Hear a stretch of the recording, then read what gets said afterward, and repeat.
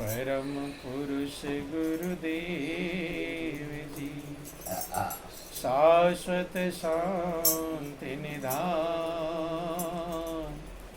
बार बार दंडवत करूं सकल सुखों की खान। सतगुरु सत्य स्वरूप लखो मन चित हो प्रशांत। त्रिविधि ताप का नाश हो जीवन बनी सुखान। अमित महायश आपका महिमा कही न जाय। नीति नीति कह चुप भय वेद ग्रंथ सब गाओ।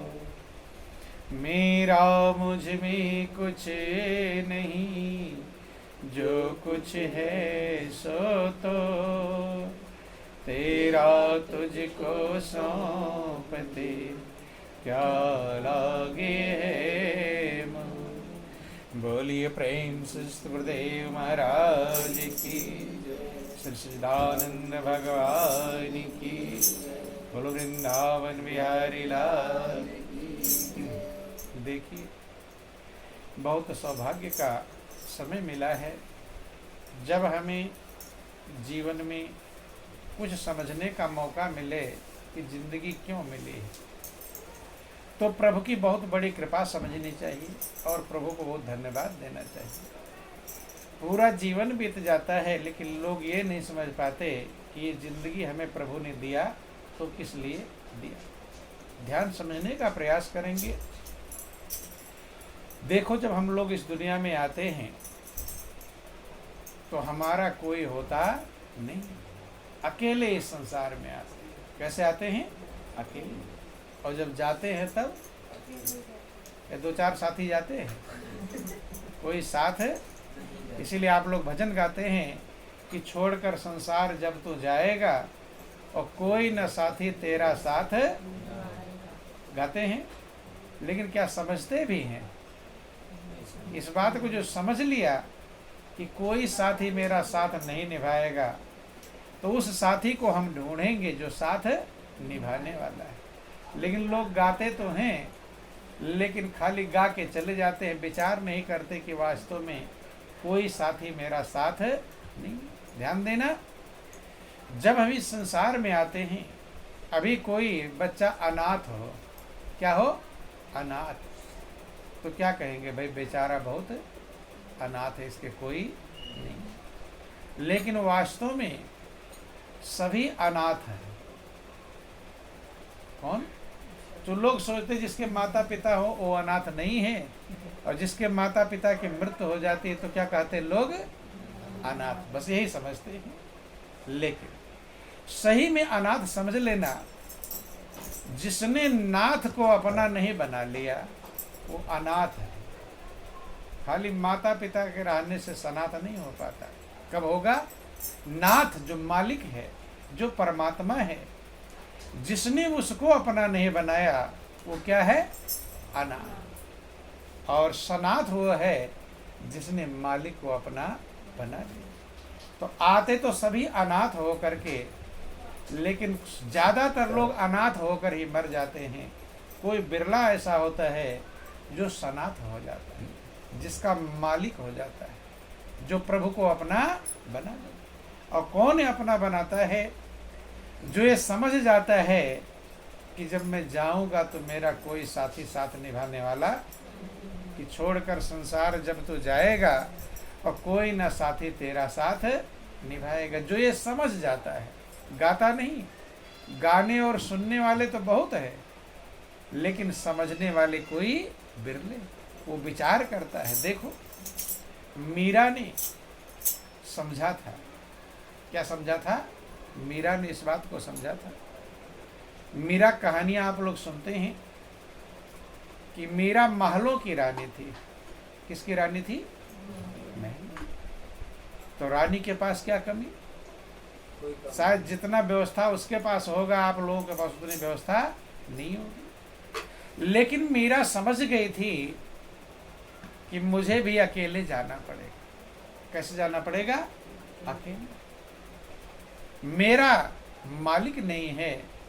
चूंकि बचपन संस्कार बनते हैं, कहानी आप लोग जानते हैं कि जब मीरा छोटी ही थी तभी पड़ोस में उसकी किसी सहेली की शादी थी। खबर आई, सब लोग देखने जाते हैं। तो जो शादी में ज़्यादा सबसे मेन क्या रहता है, उसमें क्या देखते हैं? दूल्हा। क्या देखते हैं? शादी में सबसे मेन क्या होता है? दूल्हा ही होता है। चलो दूल्हा देखने जाते हैं। तो ऐसे मीरा भी अपने माँ के साथ गई थी शादी में। अब सब ने कहा वो उसका दूल्हा, जिस लड़की का शादी होगा कि वो फला का दूल्हा हो, उसका दूल्हा हो। तो मीरा के मन में आया कि मेरी सहेली का तो ये दूल्हा है, लेकिन मेरा दूल्हा। देखो गौर करना, कहाँ संस्कार जागते। उसने अपनी माँ से कहा कि माँ, उसका दूल्हा तो ये रहा, कि मेरा दूल्हा कहाँ है? छोटी थी, जानती नहीं दूल्हा क्या होता है। तो माँ क्या समझावे? तो माँ ने भगवान कृष्ण की मूर्ति थी। क्या थी? भगवान, छोटे से बच्चे को। तो माँ ने कह दिया कि बेटा ये तेरा दूल्हा है। तो मीरा के संस्कार थे। मीरा कृष्ण की मूर्ति से इतना प्रेम करने लगी कि जैसे दूल्हे से प्रेम किया जाता है। समझ गई मेरा दूल्हा। माँ ने तो बच्चे को बहकाने के लिए समझा कहा, लेकिन उसके बच्चा तो सही ही समझता है। अब मूर्ति को साथ रखती, साथ सुलाती, साथ श्रृंगार, मतलब जो जो करना सब करती रहती। यहाँ जिक्र आता है कि शादी के समय भी उस मूर्ति को संग लेकर गई। और जब गई उसके बाद भी उसके अंदर में आत्मा में खोज थी। किसकी? परमात्मा की। किस खोज थी? परमात्मा। मूर्ति की पूजा करते रहते हैं, लेकिन सही में मन कहता है कि परमात्मा कहाँ है? अभी हमने पाया नहीं। अंदर में आता कि नहीं आता? पुकार आती रहती है, लेकिन उस पुकार को लोग समझ नहीं पाता। तो मीरा सत्संग इत्यादि में सुनती रहती थी कि संत जो होते हैं वो परमात्मा से मिलाते हैं। किससे मिलाते हैं? परमात्मा। शास्त्र पुराण वेद भी आप सुनते हैं। भगवान राम ने कहा प्रथम भगत संतन कर संग, सबरी को संग है। तो एक बार का जिक्र है, मीरा के महल के पास में बाग बगीचा था। क्या था? बाग बगीचा। अब मीरा ने देखा कि उस बगीचे में कोई संत आए हुए हैं। कौन आए हैं? संत। वो लकड़ियाँ इकट्ठा कर रहे हैं, खाना पीना। ऊपर अट्टालिका से, अटारी से, महल से देखा। जब देखा तो मीरा के मन में था ये बात कि मुझे कोई संत मिले और मैं परमात्मा को पहचान सकूं, पता कर सकूं परमात्मा क्या है, भगवान क्या है। ये विचार था। महापुरुष कहते हैं कि जिसके अंदर चाह होती है उसे ही राह मिलती है। जहाँ चाह होती है वहाँ राह मिलती है। पहला काम चाह होना और दूसरा काम प्रयास करना। क्या करना? प्रयास। चाह तो बहुतेरों का रहता है परमात्मा को प्राप्त कर लो, परमात्मा क्या है, लेकिन प्रयास नहीं करते। जब प्रयास नहीं करते तो फिर भी जो कहते हो रह जाते हैं कि जिन ढूंढा तिन पाया और गहरे पानी पैठ, जो बपुरा डूबन डरा रहा किनारे बैठ। कि जिसने ढूंढा उसने पाया। दुनिया की चीज़ों को तो सब चाहते हैं कि नहीं? सोना चांदी मिल जाए, अच्छे अच्छे कपड़े मिल जाए, अच्छा अच्छा खाने को मिल जाए, अच्छे अच्छे आभूषण मिल जाए, अच्छी बिल्डिंग मिल जाए, अच्छी कार कोठी मिल जाए, ये तो सब चाहते हैं? नहीं चाहते। लेकिन परमात्मा को चाहने वाला कोई बिरला संस्कारवान होता है जिसके अंदर ये भाव होता है कि मुझे परमात्मा चाहिए। क्या चाहिए? जो ये समझ जाता संसार की दुनिया की सब चीज़ें छूट जाएंगी, परमात्मा नहीं छूटता, वो अविनाशी है, उसके अंदर चाह जागृत होती है। तो मीरा के अंदर चाह थी। जब उसने देखा संत आए हुए हैं, महल के बगल में बगीचा है, उसमें लकड़ियाँ इकट्ठा कर रहे हैं खाना पीना बनाने। मीरा ने सोचा कि मैं कैसे जाऊं, तो ध्यान देना, ज्यादा संपन्न बना दे तो कुछ झंझट रहता है, ज्यादा कुछ भी अच्छा नहीं है। कम धन हो तो भी समस्या है, और ज्यादा धन हो जाए तो भी समस्या। अब मीरा महलों की रानी है, सामान्य कोई संत से मिलने में कोई दिक्कत नहीं, चली जाती है, लेकिन रानी जा पाएगी? रानी कैसे जाएगी? रानी जाएगी, पालकी जाएगी, डोली जाएगी, सेना फौज जाएगी, सिपाही जाएंगे, नहीं समझ में? तो कहीं भी जाना होगा, जैसे मुख्यमंत्री प्रधानमंत्री ऐसे कहीं किसी बाजार में जाना चाहे चले जाएंगे, नहीं जा पाएंगे, 7 सिक्योरिटी गार्ड होंगे, तमाम सारी बातें। यही हाल मीरा का। अब मीरा ने विचार किया मैं संत के पास कैसे जाऊं, और संत के बिना परमात्मा का ज्ञान रास्ता मिलता नहीं। विचार करती रही, विचार करती, तो आपके अंदर जो आत्मा है ना, वो परमात्मा का ही अंश है, परमात्मा का स्वरूप है।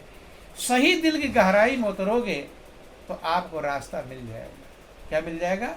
बहुत बार होता है आप नहीं समझ पाते, क्या करूं क्या करूं, परेशान रहते हो, फिर आपके अंदर से आत्मा प्रेरणा प्रदान करती है कि आप ऐसा करो। तो मीरा भी व्याकुल थी, क्या उपाय करूं, संत के पास कैसे जाऊं, कैसे ज्ञान पूछूं, कल्याण की बातें कैसे पूछूं। तो मीरा के अंदर एक ज्ञान पैदा, विचार आया। क्या आया? विचार। बोलिए प्रेम से सतगुरुदेव महाराज। मीरा ने दास दासियों से कहा, नौकर नौकरानी से, कि आज भोजन मैं बनाऊं। क्या बनाऊंगी? भोजन मैं बनाऊं। दास दासियां बड़े खुश हुए, आज रानी के हाथ का बनाया। सबने सहयोग तैयार कर दिया। तो बगल में कहीं भांग तैयार थी। क्या थी? भांग के पेड़ उग जाते हैं, थोड़ा सा मिट्टी कहीं छत पर भी जम जाए वहां भी उग जाता है। तो मीरा वो भांग के पत्तों को तोड़वा लाई और ला करके भोजन में डाल दिया। जब भोजन में डाल दिया तो सब लोग जो भोजन किए तो भांग में मतवाले सो गए। और जब सोए तो मीरा ने नौकरानी का कपड़ा पहना। किसका कपड़ा? भाई रानी फिर भी नहीं जा पाएगी, बाहर लोग देखेंगे। नौकरानी तो देखो, ध्यान देना, अगर रानी को कुछ फायदा है तो नौकरानी को भी कुछ फायदा है, नहीं है? और रानी नहीं जा सकती है, तो नौकरानी का बेस पहना और चली गई रात में। कहाँ पर? संत के पास। संत अपना खाना पीना खाकर लेट गए, सो गए। जब उसने चरण छुआ तो संत एकदम जग गए, चौंके, कौन है? फटकार लगाया तो आंखों में आंसू भरकर प्रार्थना किया। किसने? मीरा ने। बोलिए प्रेम से गुरुदेव महाराज की। बोलो वृंदावन बिहारी लाल की। आंखों में आंसू भरकर प्रार्थना किया था कि हे महाराज जी, मुझे परमात्मा का ज्ञान नहीं। ध्यान दें, संत के पास भी लोग जाते हैं तो ज्यादातर लोग अपनी समस्या का समाधान कराने जाते हैं, नहीं जाते हैं, कि लड़ाई झगड़ा हो रहा होगा पति पत्नी में तो कहेंगे महाराज बहुत बड़ी समस्या है। लड़ाई झगड़ा कैसा है? किसी का बिजनेस नहीं चल रहा है तो बिजनेस की बात करने जाएगा। किसी का पड़ोसी परेशान कर रहा है तो पड़ोसी से अलग अलग। किसी को बेटा बेटा नहीं रहे तो उसकी समस्या अलग। महापुरुष कहते हैं कि कोई आवे बेटा मांगे भेंट रुपया लीजिए, और कोई करावे ब्याह सगाई। संत गोसाई रिजे जी की शादी विवाह मेरे लड़के लड़की नहीं हो रहा, बेटा बेटी का। महापुरुष कहते हैं कि कोई आवे दुख का मारा, हम पर कृपा कीजिए जी, दुख दूर कराना चाहते हैं। महापुरुष सच्चे का कोई ग्राहक नहीं, जो सत्य है परमात्मा उसके ग्राहक जल्दी आते नहीं है।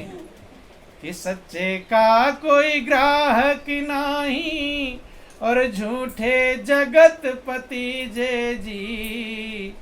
कहे कबीर सुनो भाई साधो, इन अंधों को क्या दीजे जी। सत्य का ग्राहक नहीं आता, झूठ के ग्राहक ज्यादा आते। दुनिया झूठी है और उसी के ग्राहक आते हैं। परमात्मा सत्य है उसके ग्राहक आते नहीं। लेकिन मीरा सत्य की ग्राहक थी। वो ना बेटा बेटी की समस्या थी, न धन दौलत की समस्या थी, न लड़ाई झगड़े की समस्या थी, न बीमारी दुख की समस्या थी। उसके अंदर एक चाह थी कि परमात्मा क्या है, प्रभु क्या है, कहाँ है, कैसे मिलेगा। जब आंखों में आंसू भरा हुआ है, रामायण में लिखा गया, जिसके अंदर सत्य भाव होता है, क्या होता है, आर्त जो होता है, अधिकारी होता है, तो संत महापुरुष गूढ़ से भी गूढ़ चीजें देने में हिचकते नहीं। रामायण में लिखा गया कि गूढ़ तत्व नहीं साधु दुरावहीं, और जो जन आरत अधिकारी पावहीं। गूढ़ से भी गूढ़, और सबसे बड़ा गूढ़ गोपनीय परमात्मा है, जिसको भगवान कृष्ण ने राज विद्या राज गुह्यम गीता में कहकर पुकारा। क्या है? राज विद्या। जो परमात्मा का ज्ञान है वो सब विद्याओं का राजा है। जितनी विद्या संसार में है, सबसे बड़ी विद्या ब्रह्म विद्या है। कौन सी विद्या? कि राज विद्या राज गुह्यम पवित्रमिदमोत्तमं प्रत्यक्षावगम धर्म शुष्कम कर्तुमभ्यम। कहते हैं कि हे अर्जुन, वो विद्या प्राप्त करो। आप लोग कहीं स्कूलों में लिखा हुआ देखते हैं, सा विद्या या विमुक्तये। क्या लिखा होता है? सा विद्या या विमुक्तये। विद्या वो है जो मुक्ति को प्रदान करे, बंधन से छुड़ा दे। लेकिन दुनिया की जो विद्या है वो बंधन से छुड़ाती कि बंधन में फंसाती है? क्या करती है? और पढ़ पढ़ करके फंसते हैं। क्या होते हैं? लेकिन स्कूलों में कॉलेजों में पढ़ लेते हैं, सा विद्या या विमुक्तये। विद्या वो है जो मुक्ति प्रदान करे। मुक्ति माने जो बंधन, जन्म जन्मांतर से हमारी आत्मा माया के बंधन में, काल के बंधन में, अज्ञानता के बंधन में है, इस बंधन से छूट जाए, वो विद्या चाहिए। और वही विद्या भगवान कृष्ण ने अर्जुन से कहा, अर्जुन वो राज विद्या है। राज विद्या का मतलब जो विद्या सब विद्याओं का राजा है। क्या है? सब विद्याओं का राजा। राज गुह्यम, जो गोपनीयों का गोपनीय है, सबसे ज्यादा गोपनीय है। पवित्र मतलब वही पवित्र करने वाला है। उस विद्या के बिना कोई पवित्र नहीं हो सकता। प्रत्यक्षावगम कहते हैं वो प्रत्यक्ष फल देने वाला, प्रत्यक्ष प्रकट विद्या है। क्या है? प्रत्यक्ष है, डायरेक्ट है, इनडायरेक्ट कर्तव्य। और उसी को प्राप्त करना ही सभी का कर्तव्य है, सभी का लक्ष्य। जब मीरा ने प्रार्थना किया तो मीरा के भाव को देखकर संत ने उसे परमात्मा का बोध प्रदान किया, परमात्मा का ज्ञान, जिसको भगवान कृष्ण का तत्व ज्ञान को प्राप्त कर अर्जुन से कहते, हे अर्जुन, तू किसी तत्वदर्शी महापुरुष शरण में जा, प्रेम पूर्वक दंडोत प्रणाम कर, विनम्र भाव से उनकी सेवा कर। जब तेरी सेवा से प्रसन्न हो जाएंगे, हाथ जोड़कर कपट छोड़कर पूछ। वे तत्व ज्ञान को जानने वाले तत्वदर्शी महापुरुष तत्व का ज्ञान उपदेश करेंगे। तत्व माने परमात्मा, जिससे अपने हृदय में मेरे वास्तविक स्वरूप का दर्शन कर पाएगा, और तब तेरा मोह दूर होगा। वही तत्व ज्ञान, वही ब्रह्म ज्ञान, वही आत्मज्ञान बंधु मीरा को किसने दिया? संत रैदास ने। वो जो थे बगीचे में संत, वो कौन थे? संत रैदास। संत रैदास जो बंधु महापुरुष कहते, उस ज्ञान के बिना मनुष्य भटकेगा। क्या करेगा? भटकता ही रहेगा। भटकता रहे भरम नहीं छूटे। बंधु आप लोग सुनते हैं कि पानी में मीन प्यासी रे, मैं सुन सुनी आवे। छोटा सा भजन है, थोड़ा दोहराने का प्रयास करेंगे। बोलिए प्रेम से गुरुदेव महाराज की, बोलो वृंदावन बिहारी लाल। हर पानी में मीन प्यासी रे, मोहे सुनी सुनी आवे हंसी। पानी में मीन प्यासी, मोहे सुनी सुनी आवे हंसी। पानी में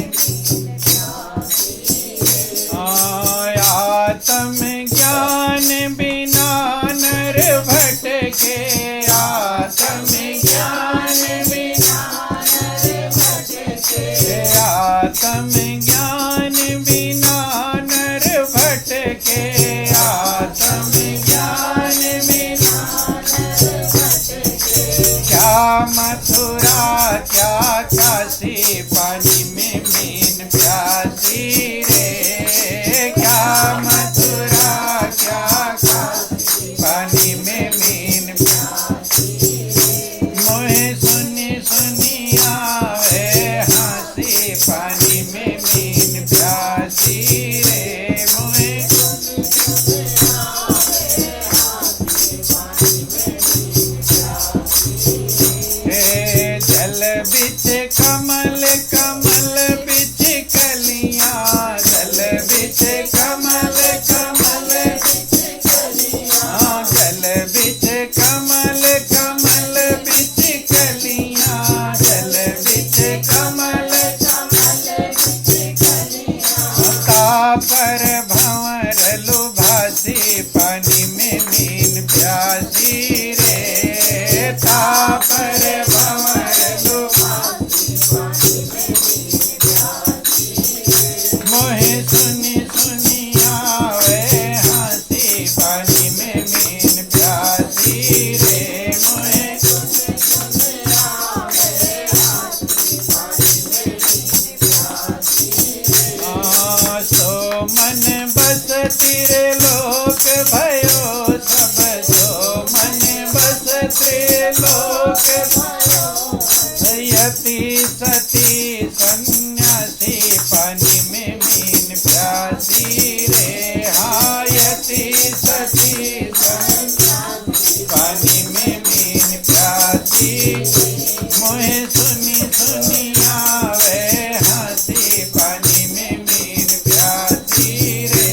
मोहे सुनी सुनी आवे हंसी, पानी में मीन प्यासी। कहते सारे संसार के लोग मन के बस में हो गए। किसके बस में हो गए हैं?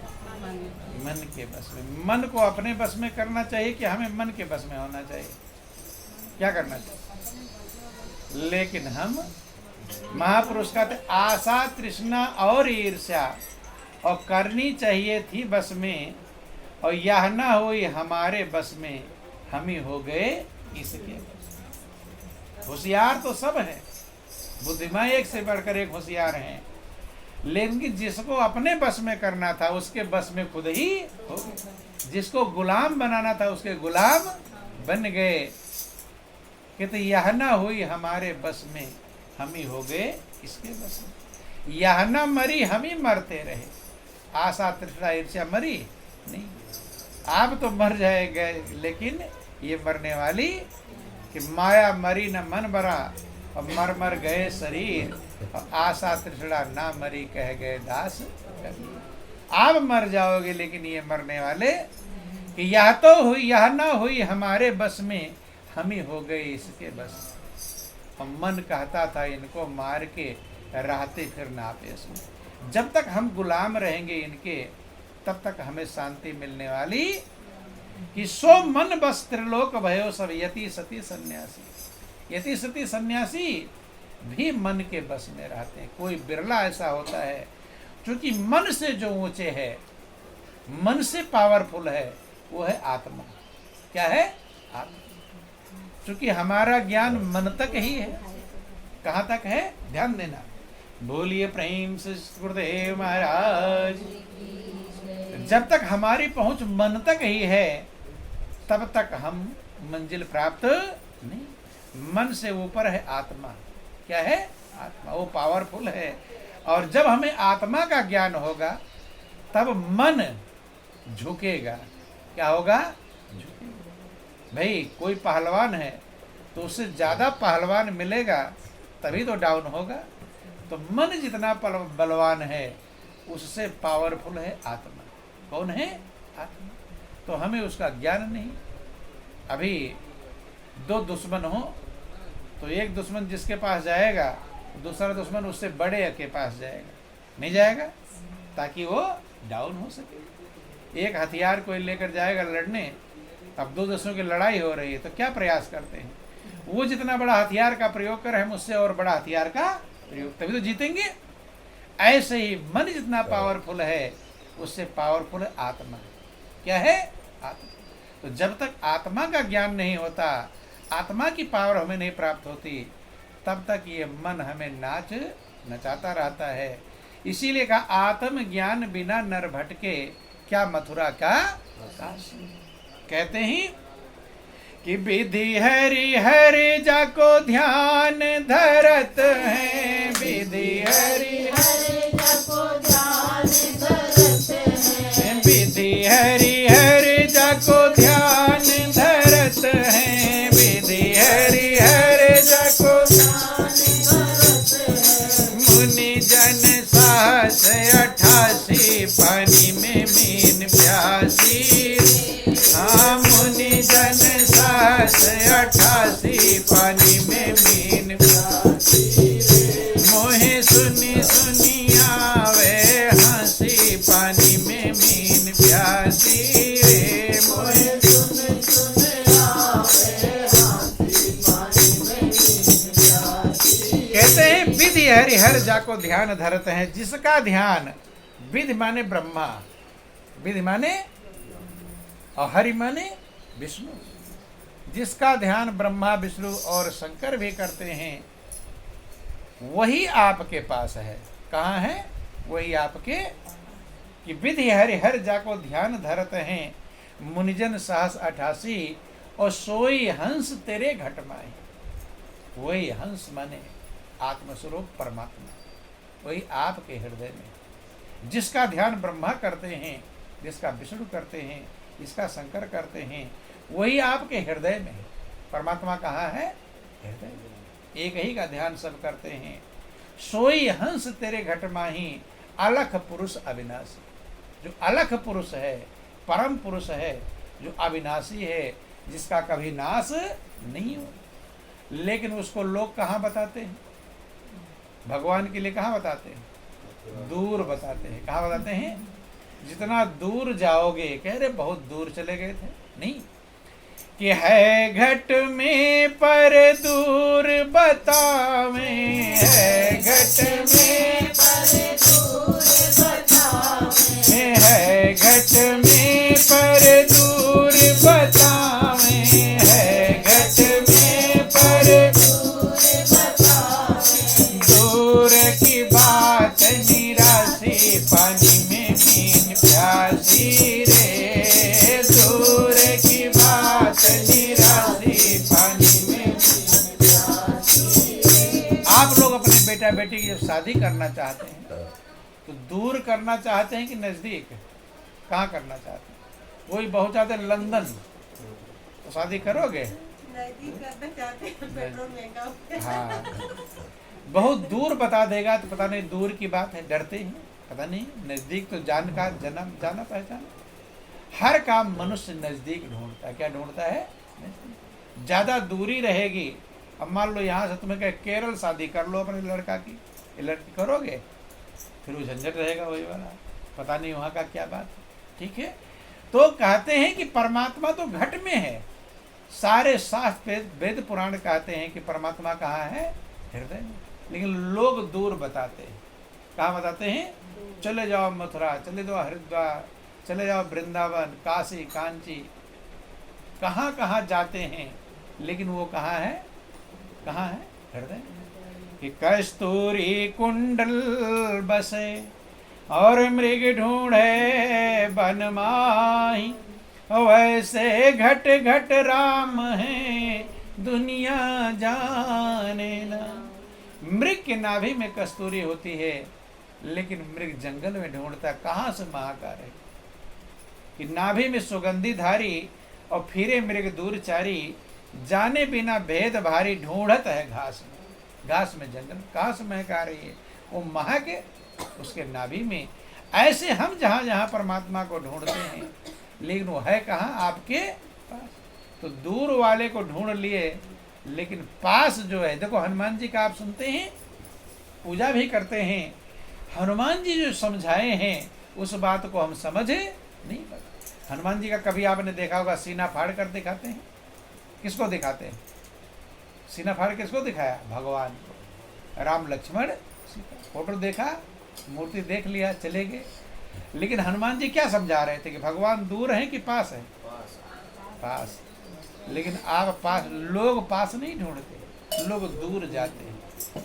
पास वाले को अगर नहीं ढूंढोगे तो दूर वाले को भी प्राप्त। हनुमान जी ने दूर क्यों नहीं बताया, पास बतलाया कि मोको कहाँ ढूंढे रे बंदे, और मैं तो तेरे, कि मोको कहाँ ढूंढे रे बंदे, मोको कहाँ ढूंढे रे बंदे, मैं तो तेरे पास में, मोको कहाँ ढूंढे रे बंदे, मैं तो तेरे पास में, मोको कहाँ। कभी कभी ऐसा होता है, आप हाथ में ही सामान लिए रहते हो और ढूंढते रहते हो, होता है कि नहीं होता है? कंधे पर तौलिया रखे हुए हैं, पलट रहे हैं, सारा सामान कहाँ है, कहाँ पलटते हैं। ठीक यही हाल है परमात्मा का। जैसे हम कंधे पर रखे हैं तौलिया और पलट रहे हैं, लोगों से पूछ रहे हैं कि तौलिया मेरी जानते हो, पूछते हैं, हो जाता है हाथ में लिए। ठीक यही हाल परमात्मा का है। तो अपने नहीं देख पाएंगे, दूसरा कोई कहे क्या ढूंढ रहे हो, कि तौलिया अरे तुम्हारे ही कंधे पर है, कहाँ है। ठीक यही हाल है। हम परमापुरुष कहते हैं, है घट में पर दूर बतावें, और दूर की बात निराशी, दूर की बात निराशाजनक, कि है घट में पर दूर बतावे, है घट में पर दूर की बात निराशी, पानी में मीन प्यासी, मोहे सुनी सुनी आवे हंसी, पानी में। लेकिन ये भ्रम कब तक खत्म नहीं होगा, कि कहते कबीर सुनो भाई साधो, कहते कबीर सुनो भाई साधो, गुरु बिन भरम न जासी, पानी में मीन प्यासी।